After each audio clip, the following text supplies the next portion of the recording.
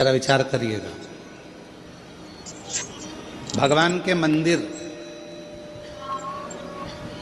शंकर भगवान के मंदिर में लोग जल चढ़ाने के लिए जाते हैं। शिव जी के मंदिर में लोग जल चढ़ाने जाते हैं। आप लोग जाते हैं कि नहीं जाते? जम के तो बोलो, जाते हैं। ठीक है। शिव जी के मंदिर में यदि आप जल चढ़ाने के लिए जाते हो और आपने अगर शिव महापुराण की कथा को सुन रखा है तो कथा में बारंबार आपको सुनने को मिलता है कि ये शिवलिंग शिव है, ये जलाधारी माँ पार्वती जी का हस्त कमल है, ये सामने से जो जल बहता है, राइट में गणेश है, लेफ्ट में कार्तिकेय हैं, बीच में अशोक सुंदरी है। शिव जी के ऊपर जो बूंद बूंद पानी टपक रहा है वो शिव जी की 5 लड़कियां जया, विषहरा, शामली बारी, दौतली देव है। ये सारा पूरा की पूरा स्थान शिव जी के सामने से जहां से जल बहकर जमीन पर आकर नीचे जाता है वहां पर 33 कोटि देवता विराजमान हैं। शिव जी की पिंडी पे से जल गिरकर जब नीचे की ओर आता है और जो मोटे भाग से जल नीचे आता है वहां पर सारी 64 योगिनियां हैं, सारी देवियां विराजमान हैं। अब जो समझ गया वो शिव मंदिर में जाकर ना गणेश जी को ढूंढता है, ना कार्तिकेय को ढूंढता है, ना पार्वती को ढूंढता है। ढूंढेगा क्या? जम के बोलो जरा। नहीं, ना वो कार्तिकेय को ढूंढ रहा है, ना वो श्री गणेश जी को ढूंढ रहा है, ना वो पार्वती को ढूंढ रहा। अब जिसके दिल में ही शिव नहीं बसा है, जो भगवान शंकर को जान ही नहीं पाया, वो मंदिर में जाकर क्या करता है? 1 लोटा पानी लेगा, शंकर जी पे भी चढ़ा देगा, उसी पानी में से गणेश जी को भी चढ़ा देगा, उसी पानी में से पार्वती जी को भी चढ़ा देगा, उसी पानी में से कार्तिकेय जी को भी चढ़ा देगा। अरे भैया, अगर शिव महापुराण की कथा सुनी है तो शंकर की कथा में आता है जहां शिवलिंग है, जहां शंकर विराजमान है, वहां जल पूर्ण समर्पित कर दो, सारे देवताओं में अपने आप पहुंच जाता है। उसको देना नहीं पड़ता, उसको पहुंचाना नहीं पड़ता। और ये गलती बहुत सारे लोग करते हैं। आप लोगों से निवेदन है, शिव जी के मंदिर में अगर जल चढ़ाने जाना है आपको तो पार्वती मैया को अलग से जल नहीं चढ़ाना, कार्तिकेय जी को अलग से जल नहीं चढ़ाना, गणेश जी को अलग से जल नहीं चढ़ाना। किसी भी मूर्ति पर शिव को जल चढ़ाने जाओ तो अलग से किसी मूर्ति पर जल मत चढ़ाओ, ना पार्वती जी को, ना गणेश जी को, ना कार्तिकेय जी को। अगर जल चढ़ाना है तो केवल देव अधिदेव महादेव पर चढ़ाओ, वो जल सारे देवताओं तक अपने आप पहुंच जाएगा, उसको पहुंचाने की जरूरत नहीं है। चलो और सरल भाषा में समझ लो। तुम्हारे घर में तुलसी का पौधा है? हाथ उठाओ जरा, किस किस के यहाँ? सब लोग रख लो। अब ठीक है, रखो। तुलसी के पौधे में पानी कौन कौन देता है? सब देते हो? ठीक है। पत्ते पे देते हो क्या? नहीं। डाली पर देते हो क्या? नहीं। मंजरी पर देते हो क्या?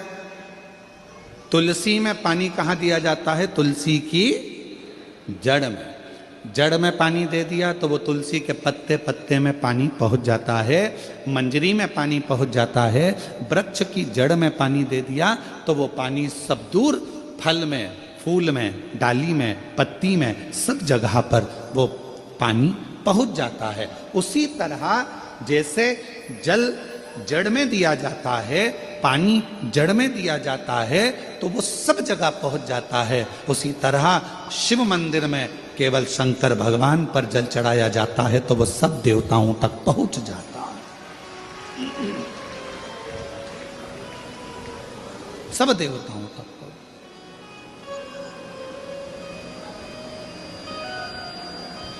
और शंभु शरणे पड़ी मांगू घड़ी रे घड़ी, दुख काटो दया करी न दर्शन आपो।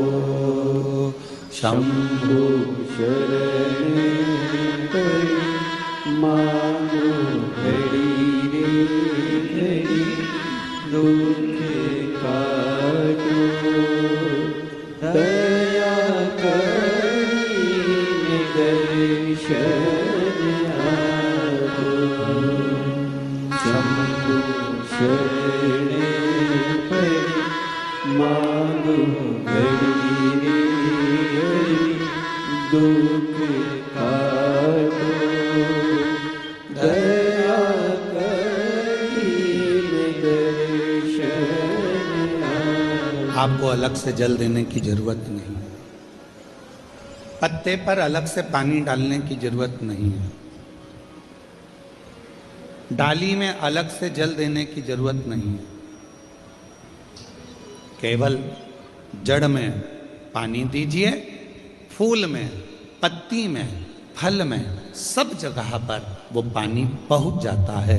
उसी तरह अगर जल देना है तो शंकर जी के मंदिर में कभी भी जाओ, ना पार्वती जी को पानी चढ़ाना, ना गणेश जी को पानी चढ़ाना, ना कार्तिकेय जी को पानी चढ़ाना। अगर लोटा भर के जल चढ़ाना है तो किस पे? महादेव पर चढ़ाना, शिव।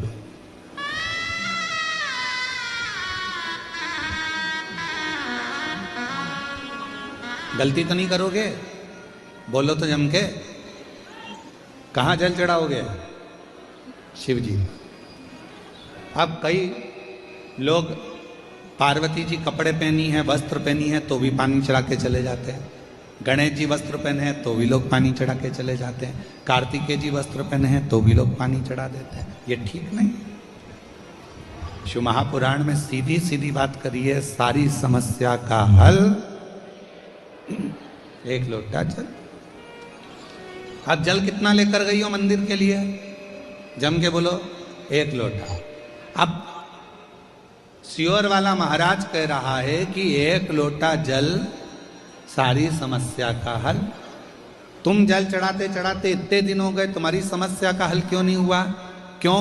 क्योंकि तुम पूरा एक लोटा जल शिव जी को दे ही नहीं पा रही हो। आधा जल इधर चढ़ा दूं, आधा उधर चढ़ा दूं, आधा उधर चढ़ा दूं, आधा इधर चढ़ा दूं, तो तुम्हारा तो कहावत ही आदि हो गई कि आधा लोटा जल। वो तुम्हारी तो कहावत ही आदि हो गई।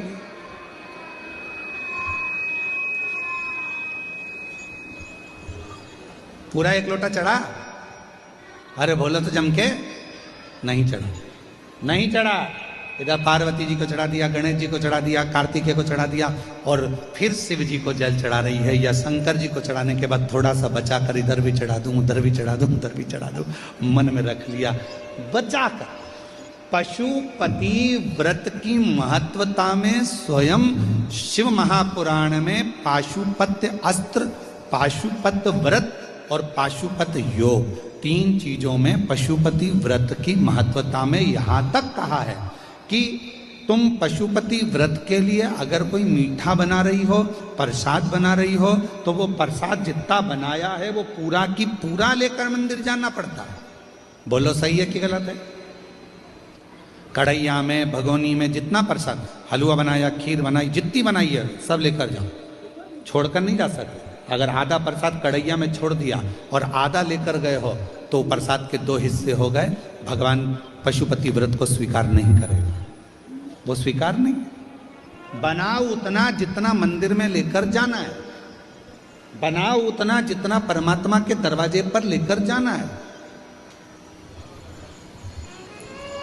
अब हमने क्या करा, बना थोड़ा ज्यादा लिया, आधा रख दिया घर वालों के लिए, बच्चे खा लेंगे इसमें से, पति को दे दूंगी इसमें से, और आधा प्रसाद ले गई मंदिर, मंदिर में ले जाके 3 हिस्से कर दिए। अब विचार करना, मंदिर में ले जाने से पहले प्रसाद के 2 हिस्से हो गए, आधा तो तूने घर में छोड़ दिया, आधा मंदिर में लेकर चली गई, फिर वहां पर जाकर 3 हिस्से हो गए, तो कुल मिला के हो गए 5 हिस्से। तो मतलब ही क्या हुआ फिर उस प्रसाद? और फिर क्या कर रही है, मैंने 4 बार पशुपति व्रत करा गुरुजी, पर ना जाने क्या ऐसा योग बना कि भगवान मेरी सुनता ही नहीं है, भगवान मेरी सुनता ही नहीं।